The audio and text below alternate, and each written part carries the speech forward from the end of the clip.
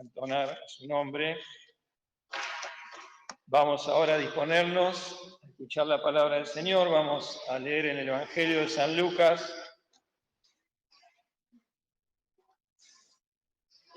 capítulo 7, unos breves versículos. Lucas 7, versículo 11.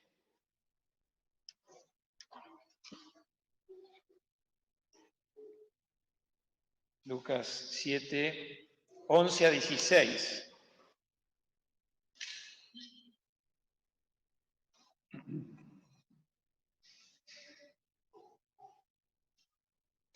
Dice así la palabra del Señor. Y aconteció después que él iba a la ciudad que se llama Naín, e iban con él muchos de sus discípulos y gran compañía. Y como llegó cerca de la puerta de la ciudad, he aquí que sacaban fuera a un difunto, unigénito de su madre, la cual también era viuda, y había con ella grande compañía de la ciudad. Y como el Señor la vio, compadecióse de ella y le dice: no llores. Y acercándose, tocó el féretro, y los que lo llevaban pararon, y dice: mancebo, a ti digo, levántate. Entonces se incorporó el que había muerto, y comenzó a hablar, y diole a su madre. Y todos tuvieron miedo, y glorificaban a Dios, diciendo: que un gran profeta se ha levantado entre nosotros, y que Dios ha visitado a su pueblo.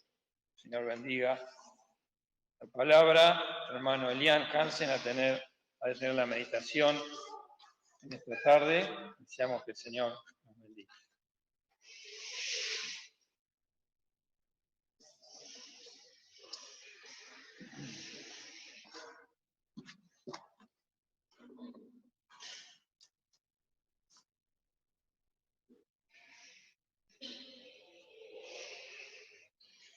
Bueno, vamos a tener primero una palabra de oración. Padre nuestro y Dios amado que estás en los cielos, con reverencia, Señor, venimos delante de tu presencia en esta tarde, Señor, rogándote en tu gracia, que nos bendigas, Señor, aparte de haber venido hasta aquí, Señor, al escuchar tu palabra, que abras nuestros oídos, Señor, que podamos estar atentos, y sobre todo, Señor, si hay algún alma que oye tu palabra, Señor, en esta tarde, que pueda, Señor, entregar su corazón, que tú con la potencia de tu palabra, Señor, le bendigas con esto, en tu gracia, y así pueda pasar de muerte a vida. Y, Señor, a los que estamos aquí, que somos tus hijos, Señor, tú nos bendigas también, conociendo todo lo que tenemos en nuestros corazones. En el nombre de Cristo Jesús, mi amado Salvador. Amén. Bueno, hemos leído este pasaje que es muy precioso, un pasaje que vemos al Señor mostrando un amor hermoso, ¿no?, hacia esta mujer que había pasado una circunstancia terrible, ¿no? Pero, como dice el versículo 11, que es el que comenzamos a leer del capítulo 7 de Lucas, que venía una multitud. Ya en ese momento había muchos que se acercaban al Señor porque Él hacía milagros, ¿no? Por las señales que Él hacía, por la palabra que el Señor daba, por cómo sanaba a las gentes, ¿no? Las señales que Él hacía, decía, y cómo se sentían atraídos hacia el Señor, que era el Salvador, aquí con su ministerio en la tierra. Dice la palabra que iban con Él muchos de sus discípulos y gran compañía. Era mucha gente, ¿no? Y una de las cosas que me llamó la atención, ya para comenzar, es que esta ciudad, que se llama Naín, no es nombrada en ninguna otra parte de la palabra. Con lo cual, reflexionaba de que aún el Señor tuvo un ministerio específico al ir hacia esa ciudad. Y así como fue para esta mujer, aún el Señor también nos busca a nosotros y se acerca a nosotros, aunque nosotros pensamos cómo el Señor va a cambiar su conducta o cómo va a hacer algo en favor mío, pero el Señor tiene un amor tan precioso y conoce las necesidades, conoce las circunstancias en las cuales estamos pasando, y y cómo no hay solución para nosotros, sino solamente con el Señor cerca, Él viniendo hacia nosotros. Y así es, donde vemos una multitud gozosa, una multitud con un capitán, con alguien que va adelante, o al pastor de las ovejas. Y las ovejas lo siguen, ¿no? El Señor iba a esta ciudad con un montón de gente, muchos de sus discípulos y gran compañía. Con el Salvador, con el Hijo de Dios, con el Cristo, el Mesías, el cumplimiento de la promesa. Ellos iban acompañando al Señor. Y ellos venían de Capernaum, ¿no? Que según leí estaba alrededor de unos 20 kilómetros de distancia, ¿no? Entre Capernaum y Naín. Y viendo esta multitud, nos dice el versículo 12, que llegaron cerca de la puerta de la ciudad. Hoy en día las ciudades son completamente abiertas, en ese momento no era así. Muchas estaban amuralladas o incluso con puertas, como dice acá. Llegaron cerca de la puerta, o sea, no entraron, llegaron cerca de la puerta. Y nos dice la palabra que estaban sacando afuera a una persona que había fallecido, ¿no? También en ese momento los muertos no se acostumbraba a enterrarlos dentro de la ciudad, sino lo hacían afuera. Pero había una particularidad también, ¿no? Dice acá, sacaban fuera a un difunto, pero este difunto era unigénito de su madre, era el único hijo. Pero su madre también era viuda, y aparte, con ella, había también una grande compañía. Tenemos la otra multitud, tenemos el otro grupo de gentes, cuya realidad es completamente diferente. Una multitud enlutada, una multitud con tristeza, una multitud donde no estaba el Salvador allí, pero se encuentran juntos, ¿no? Y allí podemos ver cómo el Señor se adelanta y luego hace lo que leímos, ¿no? Pero ya centrándonos en la circunstancia, ¿no? Que le tocaba pasar a esta señora, a esta mujer, que realmente era terrible. Dice que su hijo había muerto, que era mancebo, porque después el Señor cuando se refiere a él le dice mancebo, era un jovencito, y encima esta mujer ya estaba sola, habiendo también perdido a su marido. Siempre se dice en el común, ¿no?, que la realidad de la vida es como un hijo es normal que entierre a su padre, pero nunca que un padre entierre a su hijo, ¿no? Entonces, si nos ponemos a pensar, creo que si nos ponemos a pensar y a describir el dolor de la mujer, ni siquiera podemos llegar a comprenderlo. Porque era tan grande la angustia en que ella se encontraba, tan triste, tan desolada, con un futuro completamente oscuro, podríamos decir, ¿no? De tristeza, sola, como decía, ¿no? Y en ese momento a ella también se le había perdido la seguridad, el sustento. Imagínense, no tendría un hombro ante quien llorar. Aquellos que por ahí han perdido seres queridos muy cercanos, saben la tristeza posterior de que son ese tiempo, ¿no? Cómo se extraña a la persona que ya no está. Y esta mujer, aparte de haber quedado viuda, ahora se había muerto su hijito. Como decía, ¿no? Que es un mancebo, un jovencito, un muchacho. Y también la acompañaba grande gente. Entiendo que, obviamente, cuando uno tiene un amigo o alguien muy cercano que sufre la pérdida de un ser querido, uno trata de acompañarlo. Si bien no puede entender, el sentimiento de compasión también es grande, ¿no? Y más allá que en ese momento había gente que tenía ese oficio de estar en los velorios, en los entierros, que lloraba, pero había, nos dice, grande compañía en la ciudad. Y el versículo 13, que es el centro también de todo esto, y es un versículo muy precioso. Nos dice la palabra que se encuentran las dos multitudes, esta señora, esta mujer, también sin consuelo, triste. El Señor la vio, compadecióse de ella y le dice, no llores. Y tenemos que pensar cómo no llores. Es la reacción natural ante semejante tristeza. Pero el Señor, lo vemos también en su parte humana, ¿no? Como dice, compadecióse de ella. Y yo buscaba, ¿qué es compadecerse? Y hay otros versículos también de la palabra que nos dice que el Señor se compadece incluso de nuestras flaquezas. Acuérdase que somos polvo, ¿no? Y compadecerse es literalmente sufrir juntos. Pero no es un compadecimiento como el que nosotros podemos llegar a tener. Vieron que a veces nos pueden llegar a consolar y decir, yo sé lo que te pasa, y por ahí no sabes lo que me pasa. Pero el Señor sabía cabalmente y con plenitud el sentimiento y dolor y angustia que esta mujer tenía, que esta viuda tenía. Su hijito muerto y su marido muerto, sola, su único hijo, el único que tenía, había fallecido. Y se encontraban yendo a enterrarlo fuera de la ciudad. Pero como decía, ¿no? El Señor que ve lo profundo del corazón, lo más íntimo del corazón, aquel que no necesitamos siquiera describirle los dolores o las pruebas o las circunstancias tristes que podemos llegar a tener, el Señor las ve, porque Él examina lo más profundo del corazón. Porque dice la palabra que Él no mira lo que el hombre mira, Él mira el corazón. Es una visión perfecta hacia las profundidades, ¿no?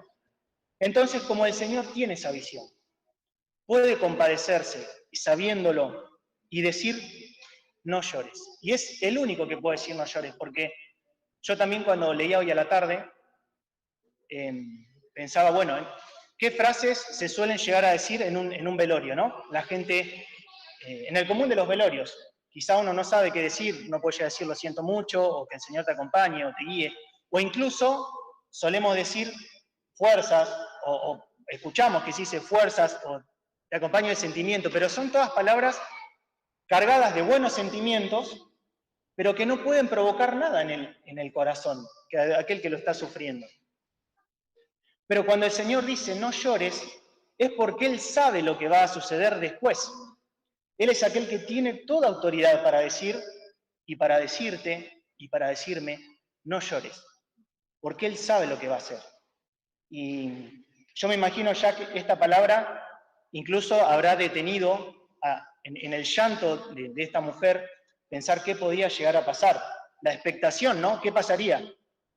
Y así nosotros también tenemos que pensar que el Señor se compadece de nosotros. Incluso hay circunstancias donde el resto no se puede compadecer de nosotros, quizá nos encontramos en angustias o dolores por nuestras propias consecuencias también. Pero aún así todo, aunque las personas puedan no compadecerse de mí, el Señor se compadece. Aunque quizá haya destruido una familia o haya pasado lo que haya sucedido, el Señor se compadece. Aunque tenga la culpa de todo, el Señor se compadece. Aunque esté solo, el Señor se compadece. Y así todo, con completo amor. Yo me lo imaginaba y pensaba en el tono en el cual el Señor lo habrá dicho. Porque no es algo terminante, no llores. Es una palabra cargada de amor. Yo me la imaginaba no llores, algo más de ese estilo. Y es muy precioso también, porque en esa compasión que el Señor sentía, en ese sufrir juntos que el Señor tenía con esta mujer, con esta viuda, y ahora sin su hijito, Él con toda autoridad puede decirte y puede decirme, no llores, porque yo sé lo que voy a hacer, dice el Señor. Porque yo sé lo que puedo hacer. Y fíjense también que esto ya es una palabra que a nosotros nos tiene que llenar de ánimo también. Si yo me encuentro triste o he venido con soledad o como sea que yo me encuentre, el Señor se compadece de mí y me dice, no llores. Me dice, no llores. El Señor tiene la solución. Y en el Señor podemos encontrar la solución. Obviamente, ante la muerte, ¿qué solución puede llegar a haber? Pero a veces el Señor parece como si llegara tarde, permítanme la expresión. Parece como si llegara tarde. Y recordaba también la hija de Jairo, cómo el Señor a propósito detiene su marcha. Aquellos que no conocen la historia, está al final del capítulo 8, dando vuelta a la página.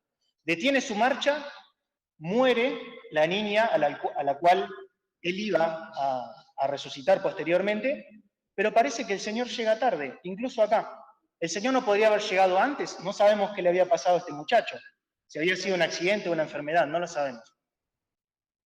Pero sí el Señor a veces pareciera que llega tarde, porque tenemos que saber y entender de que hay cosas que nosotros no podemos solucionar, y a veces luchamos contra esas cosas, porque es natural, ¿no? y luchamos, gastamos fuerzas, gastamos todo lo que está a nuestro alcance, hacemos lo imposible, pero solamente hay soluciones que puede dar el Señor.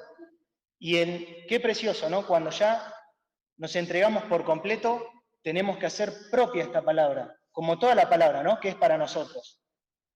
Y yo tengo la fe suficiente para hacer del versículo 13 una promesa para mí, y lo vuelvo a leer. Y como el Señor la vio, compadecióse de ella y le dice, no llores, no llores. Y el Señor, en el versículo 14 y el versículo 15, relata la maravilla que pasó. Dice que, acercándose, tocó el féretro, y los que lo llevaban pararon, y le dice, mancebo, a ti digo, levántate. Entonces se incorporó el que había muerto y comenzó a hablar y diole a su madre. Qué precioso, ¿no? Una solución imposible lo que podía suceder, ¿no?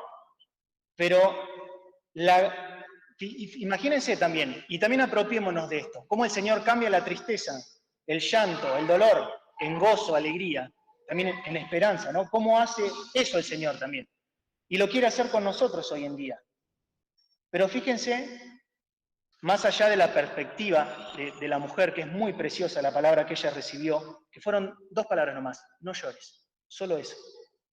Y fue suficiente. Pero desde la perspectiva de este muchacho,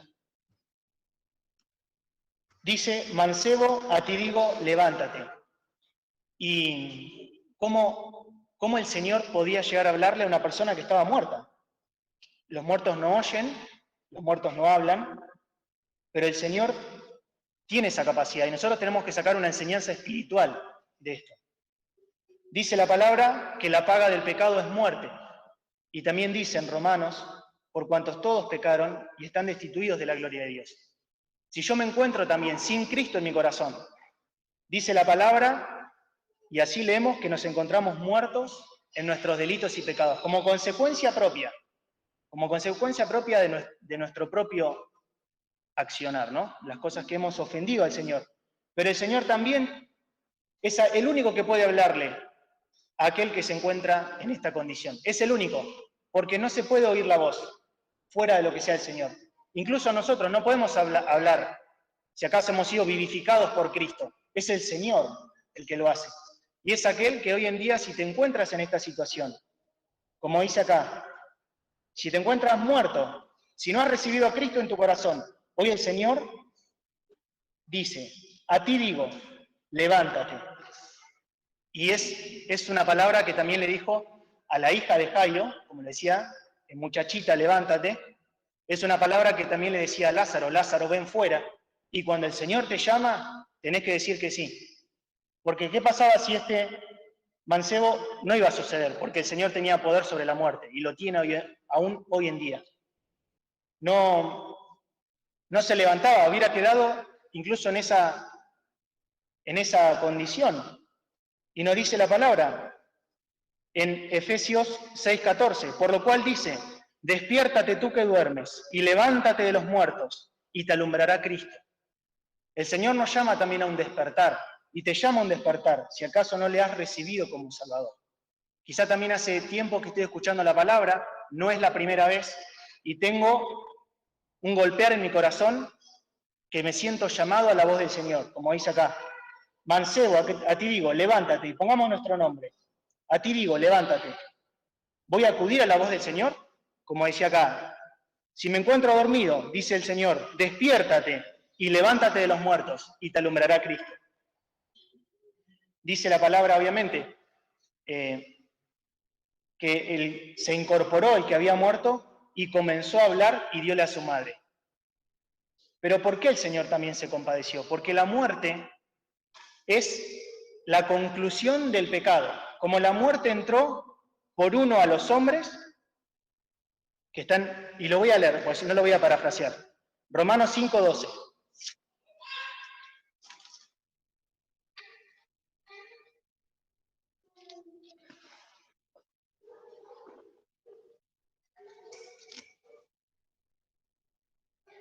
Romanos 5:12 dice así, de consiguiente vino la reconciliación por uno, Así como el pecado entró en el mundo por un hombre, y por el pecado la muerte, y la muerte así pasó a todos los hombres, pues que todos pecaron. Si soy sincero conmigo mismo, voy a saber que este texto incluso es para mí, que con mi vida, con mi indiferencia o quizá con mis actos ofendo al Señor, ¿no? Porque dice acá, y lo dice la Biblia, pues que todos pecaron, y todos es todos. En otro pasaje dice que Jehová miró desde los cielos sobre los hijos de los hombres, por ver si había algún entendido que buscara a Dios. Y dice que todos a una se corrompieron, todos a una nos corrompimos. Es un pecado que ha entrado en nuestro corazón, y ese germen está. Pero como dice que el pecado entró en el mundo por un hombre, principio del versículo 12, vino la reconciliación por uno solo. Esta victoria sobre la muerte obró en Cristo Jesús cuando Dios le resucitó de los muertos, ¿no? Porque si el Señor hubiera quedado en la tumba, como dice el apóstol Pablo, vano sería toda nuestra fe, vano sería todo el Evangelio. Pero los sepulcros no lo pueden contener, y el Señor también nos permite ser partícipes de su victoria en este sentido también. Entonces, como cantábamos en el himno 101, dice, el exceso de su amor mejora el presente el amor del Señor, mejora nuestra vida en la actualidad, pero dice, nos reserva otra vida mejor. Y así, yo pensaba, ¿no? En este muchacho. Él experimentó la muerte, experimentó la resurrección. ¿Cómo habrá sido esa nueva vida que él comenzó? Y incluso también es una enseñanza preciosa, cómo el Señor nos puede dar una nueva vida. Como dice la palabra en 2 Corintios 5:17, las cosas viejas pasaron, y aquí todas son hechas nuevas. No importa lo que haya hecho anteriormente, el Señor se compadece de mis flaquezas, y aún así me puede resucitar a una nueva vida. Imagínense la novedad de vida, o este mancebo que sería un testimonio viviente, como lo fue la hija de Jairo y Lázaro propiamente dicho. Un testimonio viviente de la obra de Cristo. Así el Señor también quiere para nosotros una nueva vida, y el Señor la puede dar. Si me encuentro muerto en delitos y pecados, que pueda oír la voz del Señor, que me dice, levántate, levántate. ¿Y cómo hago para levantarme? ¿Cómo hago para dejar atrás esa vida? ¿Cómo hago para ser un hijo de Dios? ¿Cómo hago para resucitar, como dice su palabra, y pasar de muerte a vida? ¿Cómo lo hago? Dice también el Señor, en lo que muchas veces se denomina el corazón de la Biblia, en San Juan 3:16, que de tal manera, lo vamos a leer, dice, de tal manera amó Dios al mundo, que ha dado a su Hijo unigénito, para que todo aquel que en Él cree no se pierda, mas tenga vida eterna. Creo en el Señor Jesucristo que vino de Dios para pagar mi culpa, para pagar lo que yo me merecía, estando destituido de la gloria de Dios, como dice su palabra. No lo digo yo, lo dice su palabra, lo dice el Señor. Creo en el Señor Jesucristo, que pueda decirlo también, ¿no? Con completa confianza y con completa fe. El Señor me ha de dar una nueva vida si recibo a Cristo en mi corazón. Para testimonio de los demás, para terminar la tristeza a los que me rodean, para terminar la tristeza incluso puedo llegar a tener familiares que crean en Cristo, ¿no? Para acabar con ese luto, porque ahí pasó toda la compañía, se terminó el velorio, se terminó, porque el Señor dio la nueva vida. Se terminó la tristeza, se terminó el llanto, se terminó el dolor. Imagínense la alegría que tendría también esa madre. Entonces, que podamos también hacer caso a la voz del Señor. Cuando me dice, a ti digo, levántate. Es una palabra personal, donde el Señor la personaliza y me dice, a ti te digo, levántate.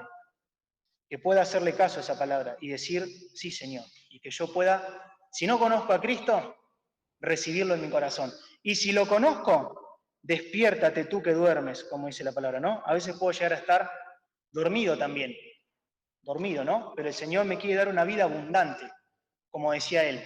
El ladrón no viene sino para hurtar, matar y destruir. Pero como cantamos y como dice su palabra, y yo he venido, fíjense el contraste, hurtar, matar y destruir, pero yo he venido para que tengan vida y para que la tengan en abundancia. Quiero vivir esta vida abundante, esta vida presente. Cantamos muchos salmos, ¿no? Por ejemplo, el 1, bienaventurado el varón que no anduvo en consejo de malos. Que pueda disfrutar de esas bienaventuranzas también. Y el Señor me va a bendecir y me va a dar la alegría que es seguir en sus caminos y tenerlo a Él como capitán. Y estar en la multitud en la cual el Señor va adelante, guiando en todas las cosas y disfrutando de todas las maravillas que el Señor puede hacer. Que el Señor nos bendiga.